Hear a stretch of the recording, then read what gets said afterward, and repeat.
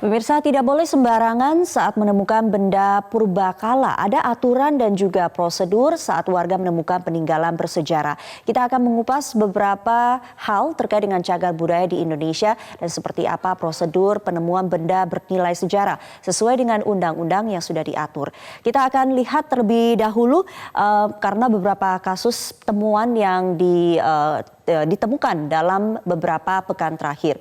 Biasanya prosedur penanganan penemuan benda purbakala ini akan dimulai dengan dikategorikan jenis apa cagar budaya yang akan ditangani. Paling tidak berusia 50 tahun atau lebih, kemudian memiliki arti khusus bagi sejarah untuk ilmu pengetahuan, pendidikan, agama ataupun kebudayaan. Kemudian mewakili masa gaya paling singkat, usianya 50 tahun dan memiliki nilai budaya untuk penguatan jati diri bangsa. Nah, hal-hal seperti ini nantinya akan diteliti oleh tim ahli yang sudah diatur dalam undang-undang. Kita ke slide berikutnya, ini terkait dengan proses pelaporan. Jadi ketika warga menemukan ada barang-barang bersejarah ini harus melapor ke pemerintah setempat, baik itu ke kelurahan atau misalnya ke instansi berwenang di bidang kebudayaan ataupun bisa melapor ke kantor polisi terdekat.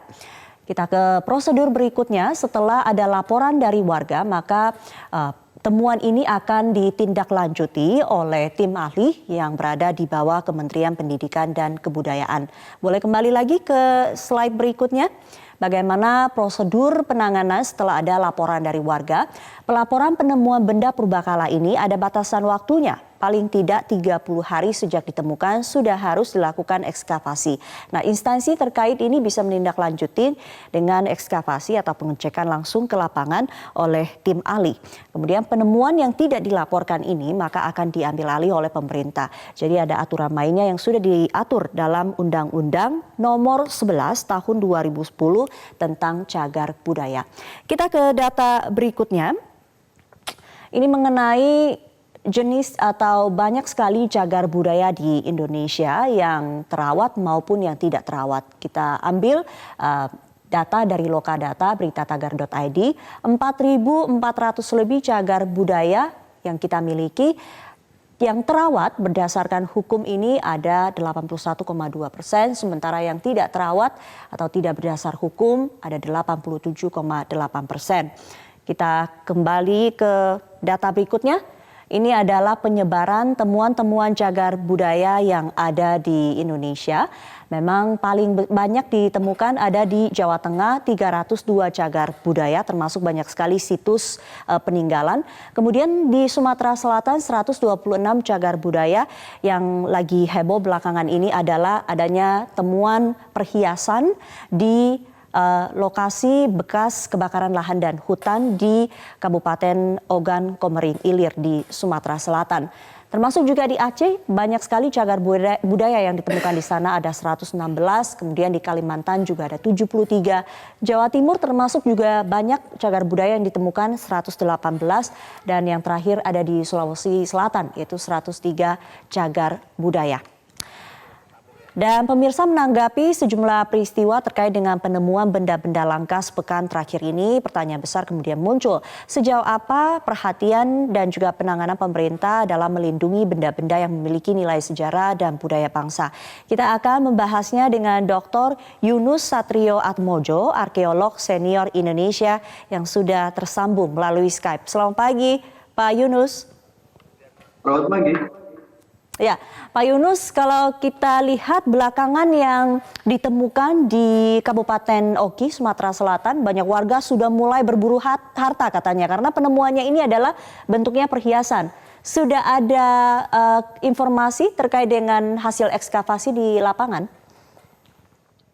Oh, kalau informasi sudah masuk, sudah banyak, dan sudah dilakukan pengecekan di tempat. Sementara ini kita mengambil kesimpulan bahwa memang sebagian itu di masa Sriwijaya, bahkan juga kita duga pra Sriwijaya sebelum tujuan. Berapa banyak temuan yang didapatkan di lapangan, Pak Yunus? Oh, banyak sekali, Mbak. Banyak sekali. Tapi kan ketika dilakukan pengecekan, sebagian besar kan sudah berpindah tangan ke masyarakat. dan sudah langsung dijual. Jadi kesulitannya adalah memang menelusuri kembali barang-barang yang sudah diambil masyarakat itu. Dan daerahnya cukup luas. Jadi kalau kita memperhatikan lokasinya di daerah yang terbakar, gabut, dan masyarakat yang datang itu banyak sekali, memang hampir tidak bisa dihitung ya. Informasinya berapa banyak, kita tidak tahu. Baik. Pak Yunus, berarti saya ingin konfirmasi karena sebelumnya ada informasi dari pihak kepolisian mengatakan bahwa temuan ini adalah hoax. Tapi sudah dibantah ya, artinya maksudnya memang betul ada temuan peninggalan Kerajaan Sriwijaya oleh tim ahli. Sebetulnya kan kalau daerah Tulung Selatan, Cengal itu rata-rata memang kita sudah ketahui ya. Ada banyak tinggalan masa-masa Sriwijaya, bahkan Sriwijaya yang awal ya, abad ke-7, abad ke-8. Itu bukan hoax, itu memang betul. Dan bukan hanya di sekitar Sumatera Selatan, bahkan di Jambi pun kita menemukan hal yang sama. Gitu. Jadi yang perlu dicek sebetulnya adalah apakah kita sudah melakukan upaya efektif untuk menemukan kembali dan mengidentifikasi benda-bendanya. Saya rasa itu yang sulit. Baik. Pak Yunus, tadi Anda katakan banyak sekali barang-barang yang sudah dipindah tangankan oleh masyarakat, tapi yang berhasil diselamatkan ini nanti penanganan selanjutnya seperti apa, Pak Yunus? Oh begini Mbak, jadi kalau menurut undang-undang, barang yang ditemukan oleh siapapun juga, kalau tidak bisa dibuktikan bahwa itu miliknya, itu dikuasai oleh negara, itu bunyi undang-undangnya. Artinya negara itu adalah penguasa dari barang-barang yang ditemukan di laut maupun di darat itu. Tapi apabila kemudian diteliti dan barang itu adalah bukan barang yang cukup berharga untuk dikoleksi negara, itu dikembalikan lagi kepada pemerintah.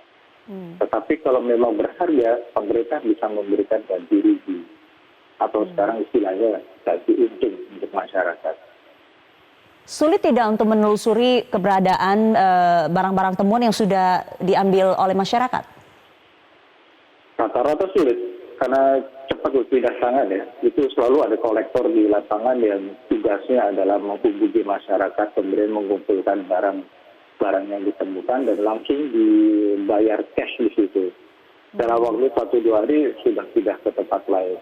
Bahkan dalam waktu beberapa hari mungkin sudah ke luar negeri.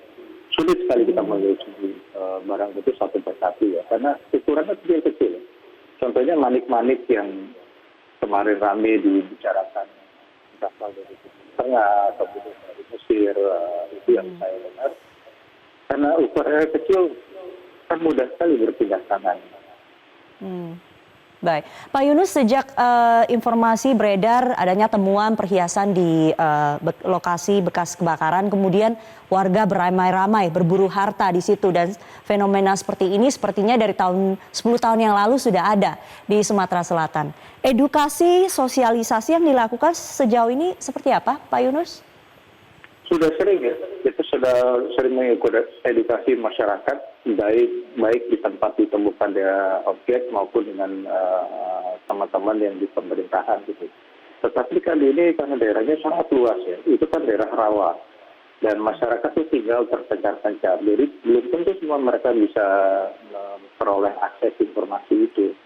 Yang lebih sering menghubungi mereka adalah para kolektor di lapangan dan mereka itu jauh lebih efektif memang pekerjaannya karena setiap bulan mereka datang ke sana dan mereka selalu memberikan kontak nomor yang setiap saat barang ditemukan mereka akan selalu datang dan masyarakat pun tahu mereka enggan berhubungan dengan pemerintah apalagi dengan polisi kemudian dengan teman-teman di Kementerian Pendidikan dan Kebudayaan karena selalu berpikir bahwa barang yang mereka temukan akan dirampas sementara menurut undang-undang tidak demikian. Barang-barang itu harus dikaji lebih dahulu, baru setelah itu dinilai. Kalau misalnya tidak ada nilainya ya kita kembalikan ke masyarakat. Jadi selama ini petugas sudah jemput bola sebetulnya ya.